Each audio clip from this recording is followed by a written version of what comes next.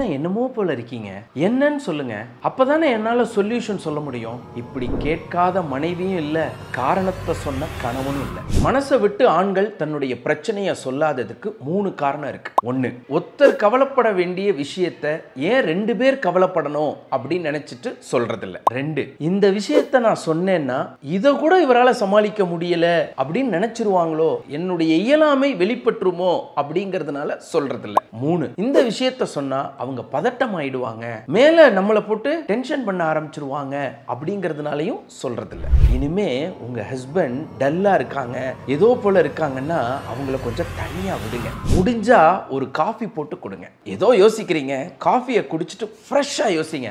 நிச்சயமா நீங்க சொல்யூஷன் கண்டுபிடிச்சிருவீங்க அப்படின்னு பாசிட்டிவா பேசுங்க. அப்படி பேசினா விஷயத்தை உங்கள்கிட்ட சொல்றதுக்கும் வாய்ப்பு இருக்கு, அவங்களே சொல்யூஷன் கண்டுபிடிச்சு முகம் சந்தோஷமாகிறதுக்கும் வாய்ப்பு இருக்கு. அதானே உங்களுக்கு வேணும்.